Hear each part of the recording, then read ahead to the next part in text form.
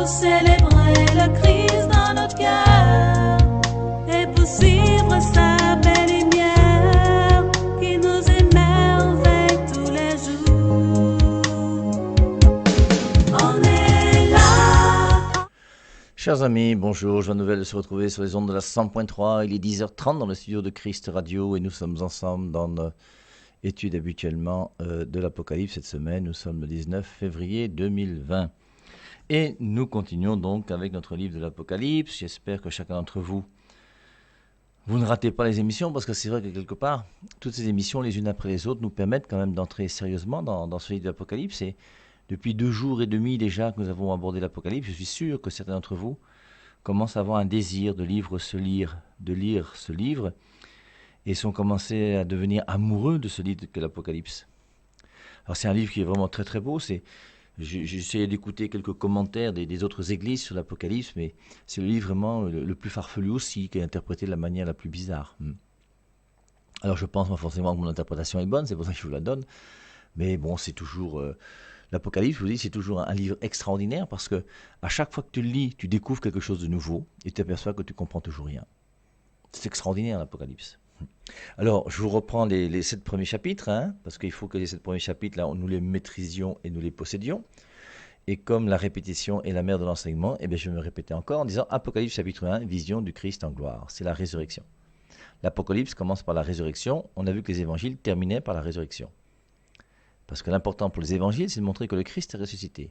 L'important pour l'Apocalypse, c'est de montrer que oui, il est ressuscité, et maintenant qu'il est ressuscité, comment est-ce que nous vivons ?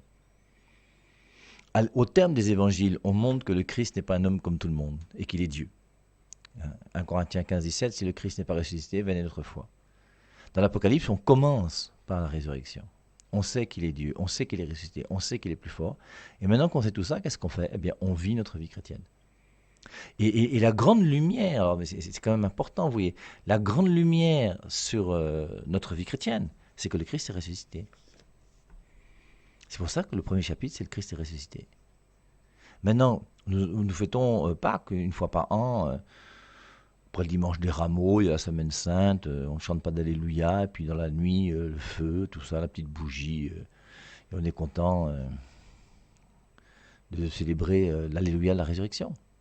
Mais c'est Alléluia de la résurrection, est-ce que c'est comme dans ce premier chapitre de l'Apocalypse, c'est cette lumière nouvelle qui vient illuminer toute ma vie, notamment toute ma vie comme chrétien, et ma vie chrétienne est plus importante que ma vie humaine, est-ce que vraiment la lumière pour moi, c'est la résurrection du Christ ? Et cette résurrection du Christ est donnée par qui ? Par l'Église. Et c'est l'Église qui va donner l'Apocalypse, c'est l'Église qui donne la révélation. La révélation est donnée à Jean, et dans cette révélation, il reprécise qu'il y a la résurrection en premier lieu, là on est tous d'accord, on ne va pas discuter, et ensuite il y a l'Église. Et c'est pour ça que l'Église est quelque chose d'important. Alors, et cette année, alors peut-être qu'avec vous, j'ai insisté un petit peu plus sur ce passage de Apocalypse chapitre 2 et 3, donc le reproche aux 7 églises. Et dans le reproche aux 7 églises, c'est joli de voir que la première église, donc qui est l'église d'Éphèse, c'est Jésus-Christ qui se promène dans son église. De même que Yahvé marchait dans le jardin, Genèse chapitre 3, verset 8, si mes souvenirs sont bons, eh bien on voit Jésus-Christ qui marche dans son église. Voici ce que dit celui qui tient les 7 étoiles dans sa main droite, celui qui marche au milieu des 7 chandeliers d'or. Les chandeliers, ce sont les églises. C'est ce qui est dit au dernier verset d'Apocalypse chapitre 1. Et c'est Jésus-Christ qui marche. Pourquoi ? Parce que de même que Yahvé est dans son jardin, Jésus-Christ est dans son église. C'est l'église de Jésus. Et donc, l'église d'Éphèse, on avait vu donc, tu as des bonnes œuvres, tu travailles bien, tu fais bien, mais j'ai contre toi que tu as oublié ton premier amour. Si l'église existe, ce n'est pas premièrement pour qu'on évangélise, ce n'est pas premièrement pour qu'on puisse parler de Dieu partout, c'est pour que premièrement, moi-même, je sois chrétien. Et je dois ne jamais oublier que la chose principale pour moi, c'est ma relation amoureuse avec Jésus. L'église d'Éphèse donne sagesse. Juste après, je vous ai dit que l'Apocalypse a été écrit pour les chrétiens persécutés, c'est l'église de Smyrne. Et l'église de Smyrne, c'est ne crains pas ce que tu vas souffrir, sois fidèle jusqu'à la mort. Et c'est logique, il y a un lien qui est clair. Ensuite, on a vu l'église de Pergame, et entre Pergame et Thyatire, alors, l'église de Smyrne, forcément, c'est le don de force, l'église d'Éphèse, c'est le don de sagesse, sagesse pour l'Éphèse, force pour Smyrne, et ensuite, donc, dans l'église de Pergame, c'est là où nous étions, c'est Jésus-Christ qui parle en tant qu'il a l'épée aiguë à 2 tranchants qui sort de sa bouche. Et c'est pour ça que le reproche qu'il va faire à l'église de Pergame, c'est un reproche qu'il va faire par rapport à la doctrine, par rapport à la parole de Dieu. Pour montrer que l'église ne peut pas diminuer la parole de Dieu. C'est triste de voir que certaines églises protestantes en France acceptent le mariage des homosexuels. On perd la vérité. Ça, c'est l'église de Pergame. Je vous rappelle dans le livre de Scott Hahn et de Kimberley Hahn, lorsque l'épouse de Scott, qui était fille de pasteur, a commencé à faire des études sur la contraception, elle s'est aperçue que la seule église qui n'a jamais changé de version et de position par rapport à la contraception, c'est l'église catholique, qui a gardé la vérité sur la contraception. Alors ça ne plaît pas aux gens, c'est clair. On a critiqué le pape pour ses histoires de condoms et de ce que vous voulez hier, mais la position de l'église est la position qui est la plus exacte, qui ne changera pas, c'est la vérité. Et c'est pour ça donc c'est important de ne jamais diminuer la vérité. Il ne faut pas diminuer la vérité. Et on n'a pas le droit de diminuer la vérité sous prétexte de faire plaisir aux gens. On va commencer à marier les homosexuels parce qu'on veut que les homosexuels soient avec nous. Non, non, non. Alors en politique, c'est ce qu'on fait tous les jours. En politique, Macron va caresser les gens dans le sens du poil parce qu'il veut avoir des élections qui soient pour son parti politique et peut-être que lui-même veut être réélu comme président de la République une deuxième fois. Donc il essaie de faire plaisir à tout le monde, il ne dit pas la vérité. Les politiciens qui disent la vérité, ils sont très peu nombreux. Le politicien, il dit ce que tu veux entendre pour que tu puisses être satisfait de lui, que tu puisses l'applaudir et voter pour lui. L'Église catholique, c'est pas ça. Que vous nous aimiez ou pas, c'est pas grave. On va vous dire la vérité. Vous êtes content, vous n'êtes pas content, c'est pas grave. Jésus-Christ l'a fait, il a dit la vérité, et comme il a dit la vérité, on lui a coupé la tête. Enfin, il est mort crucifié. De même que Jean-Baptiste, Paul, Pierre, tout ça. C'est pour ça que la vérité est importante. Alors maintenant, comprenons bien, la vérité, c'est important de dire la vérité, mais alors, je pense à un premier épître de Pierre, chapitre 3, verset 15, qu'on va relire ensemble. Et dans ce passage, donc, on voit comment, premier épître de Pierre, chapitre 3, verset 15, « Mais sanctifiez dans vos cœurs Christ le Seigneur. Soyez toujours prêts à vous défendre contre quiconque vous demande raison de l'espérance qui est en vous. Mais faites-le avec douceur et crainte, en ayant une bonne conscience, afin que là même où l'on vous calomnie, ceux qui diffament votre bonne conduite en Christ soient confondus. Mieux vaut souffrir en faisant le bien, si telle est la volonté de Dieu, qu'en faisant le mal. » Alors je reprends, un premier épître de Pierre, chapitre 3, verset 15. « Mais sanctifiez dans vos cœurs Christ Seigneur, soyez toujours prêts à vous défendre contre quiconque vous demande raison de l'espérance qui est en vous. » L'espérance, on peut mettre aussi la foi, c'est la même chose. Mais sanctifiez dans vos cœurs Christ Seigneur, soyez toujours prêts à vous défendre contre quiconque demande raison de la foi qui est en vous, de l'espérance. Mais faites-le avec douceur et crainte. Ce que j'essaye de faire, vous voyez, j'essaie de le faire avec beaucoup de douceur. Même si de temps en temps je parle les Mbutuku parce que vraiment, il n'y a pas grand-chose à faire parce que c'est des gens qui ne sont même pas sincères. Quand quelqu'un n'est pas sincère, c'est quelqu'un d'exécrable. Quand quelqu'un est sincère, il n'y a pas de souci. Je vous rappelle que toute personne qui cherche la vérité est mon ami. Si tu cherches la vérité, tu es mon ami. Si tu es sûr d'être dans la vérité alors que tu t'opposes à la vérité, forcément tu es borné et ça n'a pas de sens. Donc, et c'est pour ça que cette église donc de Pergame est intéressante. Et c'est Jésus-Christ qui fait donc ce reproche. Il faut que l'église soit l'église qui continue à enseigner la vérité, qu'elle n'ait pas peur de dire la vérité. Alors maintenant, toute vérité n'est pas bonne à dire.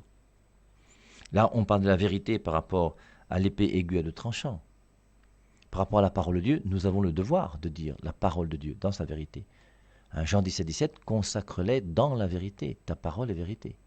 Ils devront être consacrés dans la vérité. Ils devront avoir un grand amour de la vérité. Je n'ai pas le droit dans ma tête de m'opposer à la vérité. Et si je sais que la vérité est quelque part, je ne peux pas m'opposer à cette vérité. Je dois accueillir la vérité, je dois épouser la vérité, je dois aimer la vérité. Et je dois suivre la vérité. Et je n'ai pas le droit de refuser la vérité. Refuser la vérité, c'est grave. Le prince de ce siècle, c'est lui qui est le père du mensonge.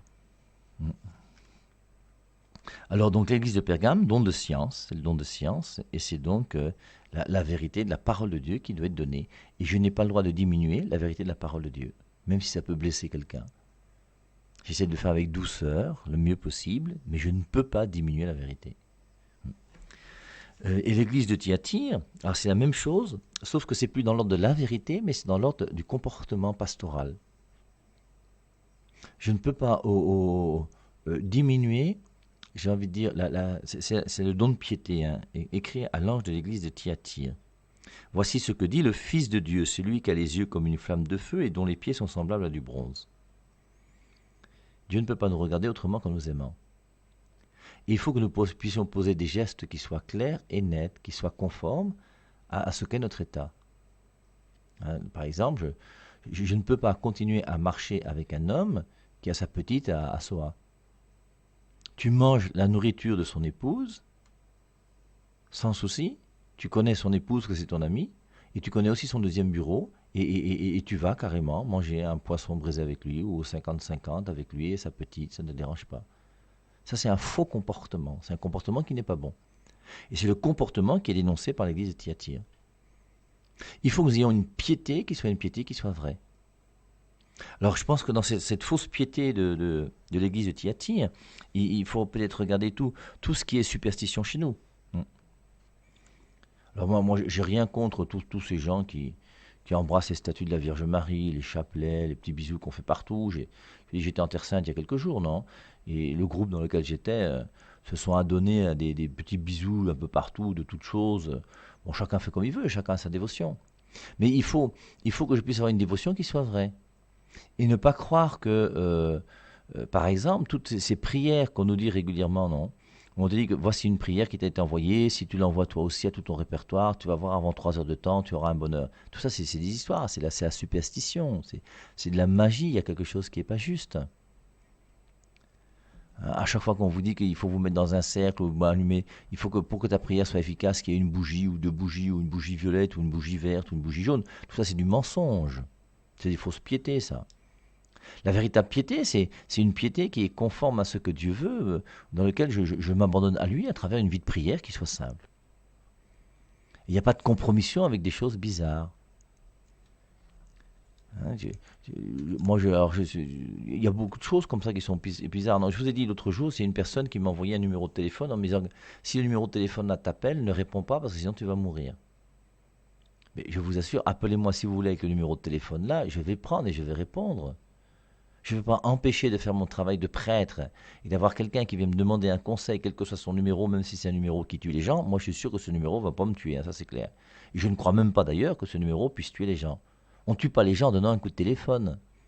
Pour tuer quelqu'un, il faut mettre un revolver sur la tête et tirer sur la gâchette. Et qu'il y ait une balle dans le revolver et qu'elle traverse ton cerveau. Là, il y a ton cerveau qui éclate, il y a du sang qui gicle partout et là, tu meurs. Ou on prend une machette, on te coupe la tête. Ta tête est séparée de ton tronc, là, tu meurs. Voilà comment on meurt. On ne meurt pas en regardant quelqu'un. On ne meurt pas en disant un mot. On ne tue pas quelqu'un en claquant des mains. Hein, il faut quand même mettre les choses au clair. Donc, l'église de Pergame, c'est la doctrine. L'église de Thyatire, c'est le comportement. Nous devons avoir un comportement chrétien. Et je ne peux pas commencer à biaiser avec des choses qui ne sont pas conformes à ce que Dieu attend de moi. Je ne peux pas continuer, par exemple, à être à l'église chaque dimanche et continuer à lancer la poule dans la concession. Je ne peux pas continuer à aller à la messe chaque dimanche et continuer à aller chez les marabouts. Je ne peux pas... Tout ce qui n'est pas conforme à ce que Dieu veut, je dois avoir un comportement dans ma vie qui soit un comportement qui laisse aucun doute sur le fait que je sois chrétien. Je ne suis pas chrétien uniquement avec la bouche, ma foi chrétienne s'incarne. Ça s'incarne dans ma manière de vivre. C'est triste de voir quand tu vois des prêtres qui ont peur de dire qu'ils sont prêtres. Quand tu vois un prêtre qui se promène en civil, qui cache sa croix, et qui a peur de montrer qu'il est prêtre. C'est dommage, c'est triste. Il y a quelque chose qui ne va pas. Il faut qu'on ait un comportement. Alors, je ne dis pas qu'il faut que le prêtre ait une croix sur la tête et qu'il scintille avec des guirlandes pour montrer je suis prêtre du Dieu très haut, respectez-moi. C'est pas ça, non. Mais il faudrait le juste équilibre. C'est bien qu'un chrétien puisse ne pas avoir peur de garder son alliance, même quand il part faire une tournée quelque part, parce qu'il est parti en mission. Ben oui, tu gardes ton alliance. Et s'il y a une femme qui est là, qui est mignonne, qui te tchatte, tu lui dis, ben écoutez madame, voici mon alliance, je suis marié. Je ne suis pas comme ça, point. Un comportement qui soit clair. Un comportement qui soit conforme à notre doctrine. Donc, l'église d'Éphèse, l'amour. L'église de Smyrne, la persécution, le don de force. L'église d'Éphèse, don de sagesse. Ensuite, l'église de Pergame, donc la doctrine, le don de science. L'église de Thyatire, le comportement, le don de piété. Et nous sommes dans l'Apocalypse chapitre 3, avec maintenant l'église de Sardes. Voici ce que dit celui qui a les 7 esprits de Dieu et les 7 étoiles. Je connais tes œuvres, Tu as le renom d'être vivant, mais tu es mort. Sois vigilant et affermis le reste qui allait mourir, car je n'ai pas trouvé tes œuvres parfaites devant mon Dieu. Rappelle-toi donc comment tu as reçu et entendu la parole, garde-la et repens-toi. Si tu ne veilles pas, je viendrai comme un voleur, et tu ne sauras point à quelle heure je viendrai te surprendre. Cependant tu as à Sardes quelques hommes qui n'ont pas souillé leurs vêtements, ils marcheront avec moi en vêtements blancs, parce qu'ils en sont dignes. Ainsi le vainqueur se vêtira des vêtements blancs, je n'effacerai pas son nom du livre de vie, et je confesserai son nom devant mon Père et devant ses anges. Que celui qui a des oreilles écoute ce que l'Esprit dit aux églises. Alors l'église de Sardes, c'est le don de conseil, c'est une église qui est molle, c'est une église qui dort. Je connais tes œuvres, tu as le renom d'être vivant, mais tu es mort. Et Jésus-Christ n'a pas voulu de l'église une église qui soit morte. Notre église est une église qui doit être vivante. Je crois que c'est 2 Timothée, chapitre 3. J'essaie de retrouver un. 2 Timothée, chapitre 3, verset 5. Ils garderont la forme extérieure de la piété, mais ils en renieront la puissance. C'est terrible, hein? Bon, je vous lis 2 Timothée 3 à partir du verset 1. Sache que dans les derniers jours surgiront des temps difficiles, car les hommes seront égoïstes, amis de l'argent, fanfarons, orgueilleux, blasphémateurs, rebelles à leurs parents, ingrats, sacrilèges, insensibles, implacables, calomniateurs, sans frein, cruels, ennemis des gens de bien, traîtres, impulsifs, enflés d'orgueil, aimant leur plaisir plus que Dieu. Verset 5. Ils garderont la forme extérieure de la piété. Ils iront à la messe chaque dimanche. Ils feront des signes de croix. Ils allumeront des bougies dans les lieux de pèlerinage. Ils garderont la forme extérieure de la piété, mais ils en renieront la puissance. Éloigne-toi de ces hommes-là. Donc, et on voit donc l'église de Sardes, c'est une église qui est devenue molle. Je connais tes œuvres, tu as le renom d'être vivant, mais tu es mort. Est-ce que notre vie chrétienne est une vraie vie chrétienne? Et donc là, ça implique la conversion. Hein. Je vous rappelle qu'il y a des morts spirituelles. Et la mort spirituelle commence lorsqu'on a commis un péché mortel. Et le péché mortel me met dans une situation de mort spirituelle. Je suis vivant, j'ai toujours des yeux, un nez, une bouche, des dents, et je mange, et je vis, et je me lève, et je fais ce que j'ai à faire, et je vais au travail, et je prends le taxi, mais je suis spirituellement mort. Je connais tes œuvres, tu as le renom d'être vivant, mais tu es mort. Voici ce que dit celui qui a les 7 esprits de Dieu. Celui qui a les 7 esprits de Dieu, c'est celui qui a les 7 dons du Saint-Esprit. Matthieu 3, 11, moi je vous baptise dans l'eau, lui vous baptisera dans l'Esprit Saint. Le Christ nous plonge dans l'Esprit Saint. Et quand je suis plongé dans l'Esprit Saint, je reçois cette vie nouvelle en Jésus-Christ qui implique les 7 dons du Saint-Esprit. Et je ne peux plus être mort. Je connais tes œuvres, tu as le renom d'être vivant, mais tu es mort. Et quand on vit de l'Esprit Saint, on n'est pas mort. Sois vigilant et affermis le reste qui allait mourir, car je n'ai trouvé tes œuvres parfaites, car je n'ai pas trouvé tes œuvres parfaites devant mon Dieu. Rappelle-toi donc comment tu as reçu et entendu la parole, garde-la et repens-toi. Donc cette église, l'église de Sardes, c'est l'église des gens qui sont fatigués de leur vie chrétienne et qui dorment. Ensuite, l'église de Philadelphie. L'église de Philadelphie, c'est la seule église à qui Jésus-Christ ne fait pas de reproches. Je vous lis. Écrit à l'ange de l'église de Philadelphie. Voici ce que dit le saint, le véritable, celui qui a la clé de David, celui qui ouvre et personne ne ferme, celui qui ferme et personne n'ouvrira. Je connais tes œuvres. Voici, j'ai mis devant toi une porte ouverte que nul ne peut fermer. Parce que tu as peu de puissance, que tu as gardé ma parole et que tu n'as pas renié mon nom, voici, je te livrerai des gens de la synagogue de Satan qui se disent juifs et ne le sont pas, car ils mentent. Voici, je les ferai venir se prosterner à tes pieds et reconnaître que je t'ai aimé. Parce que tu as gardé la parole de la persévérance en moi, je te garderai moi aussi de l'heure de l'épreuve qui va venir sur le monde entier pour éprouver les habitants de la terre. Je viens bientôt, tiens ferme ce que tu as, afin que personne ne prenne ta couronne.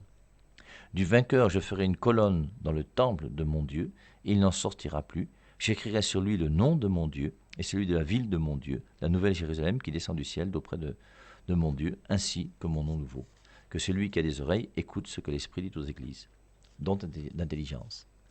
Et le don d'intelligence est toujours lié au cœur. Le don d'intelligence, c'est la béatitude des cœurs purs. Je suis intelligent pour aimer plus. La vérité, c'est toujours pour aimer plus. Dernière église, hein. Donc l'église de Laodicée. Alors dans l'église de Laodicée, il y a deux références qu'on connaît souvent, non? Je suis à la porte et je frappe. Si tu entends ma voix et que tu ouvres la porte, j'entrerai. L'autre référence, c'est les tièdes, je les vomis. Deux références, non? Qu'on connaît bien dans Apocalypse chapitre 3, l'église de Laodicée. Écrit à l'ange de l'église de Laodicée, voici ce que dit l'Amen, le témoin fidèle et véritable, l'auteur de la création de Dieu. C'est le don de crainte. Je connais tes œuvres. Tu n'es ni froid ni bouillant. Si seulement tu étais froid ou bouillant, ainsi parce que tu es tiède et que tu n'es ni froid ni bouillant, je vais te vomir de ma bouche. Cette référence à Apocalypse 3,16 qui est terrible. Les tièdes, je les vomis. Ainsi, parce que tu es tiède et que tu n'es ni froid ni bouillant, je vais te vomir de ma bouche. Parce que tu dis, je suis riche, je me suis enrichi et je n'ai besoin de rien.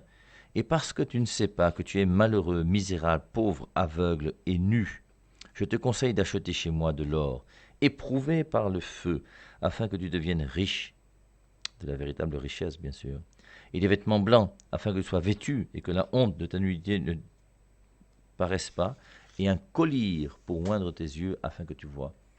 Moi je reprends et je corrige tout ce que j'aime. Et donc du zèle et repens-toi, voici, je me tiens à la porte et je frappe. Si quelqu'un entend ma voix et ouvre la porte, j'entrerai chez lui, je souperai avec lui et lui avec moi. Ce verset d'Apocalypse 3,20 est très joli. Hein. Voici, je me tiens à la porte et je frappe. Bon, ça me fait penser toujours au lavement des pieds. Jésus-Christ qui lave les pieds de Judas, qui lave les pieds de Pierre, qui lave les pieds de Jean, qui lave les pieds de tous les apôtres. Et Jésus-Christ est toujours là, prêt à laver les pieds de chacun d'entre nous. Et il est à la porte de notre cœur. Et comme on dit souvent, vous voyez, cette porte est une porte qui n'a qu'une seule poignée. La poignée n'est pas du côté de Jésus, il ne peut pas ouvrir. La poignée est de ton côté à toi. La seule chose que lui, il peut faire, c'est frapper. Et il va frapper.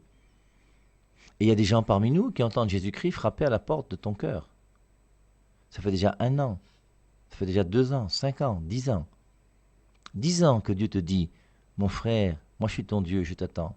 Tu sais l'effort que je veux que tu fasses. Ça fait 10 ans que je frappe, mais je vais continuer à frapper. Je frapperai jusqu'à la veille de ta mort. Jusqu'au jour de ta mort même je serai là, ne t'inquiète pas, moi je suis Dieu. Je te regarde avec des yeux qui sont comme des flammes de feu, je ne peux pas te regarder autrement qu'en t'aimant. Mais au bout d'un moment, il faut quand même que nous-mêmes nous puissions réfléchir. Je suis à la porte et je frappe. Jésus-Christ frappe. Et en frappant, il veut qu'on fasse des petits efforts. Et le premier effort à faire, c'est est-ce que tu acceptes d'ouvrir la porte de ton cœur à celui qui est Dieu? Apocalypse 3,20, je suis à la porte et je frappe. Depuis 1 an, depuis 2 ans, depuis 5 ans, depuis 10 ans. Je suis à la porte et je frappe. Si quelqu'un entend ma voix et ouvre la porte, j'entrerai. Et Jésus-Christ n'a qu'un seul désir, c'est entrer. Mais il ne peut pas entrer si toi-même tu n'ouvres pas la porte. Et à nous donc de comprendre ce que Dieu nous demande de vouloir vivre. C'est cette dernière église, don de crainte, pour que nous puissions avoir la crainte du péché. Que nous puissions avoir un amour pour Dieu qui soit réel et qui soit vrai. Et que le don de crainte fasse que nous craignons d'offenser Dieu, que nous craignons de faire du mal à Dieu, que nous craignons de poser des actes qui ne soient pas conformes à sa volonté. C'est ça le don de crainte. Si quelqu'un entend ma voix et ouvre la porte, j'entrerai chez lui, je souperai avec lui et lui avec moi. Le vainqueur, je le ferai asseoir avec moi sur mon trône, comme moi j'ai vaincu et me suis assis avec mon Père sur mon trône. Que celui qui a des oreilles écoute ce que l'Esprit dit aux églises. Donc voilà Apocalypse chapitre 1, Christ ressuscité, 2 et 3, le reproche à cette église. Et on avait vu Apocalypse chapitre 4, alors je vous rappelle Apocalypse chapitre 4, après cela je regardais, et voici une porte ouverte dans le ciel, telle une trompette, la première voix que j'avais entendue me parler dit, monte et je te ferai voir ce qui doit arriver par la suite. Et on voit donc la vision du trône, avec l'arc-en-ciel, qui fait alliance, c'est le Père qui fait alliance, les 24 vieillards, les 12 tribus d'Israël, les 12 apôtres. Ensuite des éclairs, des voix, des tonnerres, et les 7 lampes de feu, c'est l'Esprit Saint, la mer de cristal, on a vu que c'était la Vierge Marie, les 4 vivants, c'est le Christ dans son mystère d'incarnation, on va y revenir. Mais on a vraiment l'impression que l'Apocalypse commence avec Apocalypse chapitre 4. Et là, on arrive vraiment dans le symbolisme, où on a du mal à comprendre. Apocalypse 1, 2 et 3 n'est pas compliqué à comprendre. On peut comprendre très facilement et très simplement les 3 premiers chapitres de l'Apocalypse. Et je crois que en se familiarisant comme on le fait avec le livre de l'Apocalypse, on comprend que l'Apocalypse est un livre comme les autres et qu'il a été écrit pour nous aider, nous aussi, à mener une vraie vie chrétienne. Et une vraie vie chrétienne en comprenant que tu le veuilles ou non, la première des choses, c'est que le Christ est ressuscité. Et si le Christ est ressuscité, c'est pas de ta faute. Toi, tu y es pour rien. Et deuxièmement, si le Christ a voulu une église, c'est pas de ta faute non plus. Et c'est pas toi qui as choisi l'église. C'est pas toi qui choisis l'église. L'église est quelque chose qui a été voulu et institué par Dieu lui-même.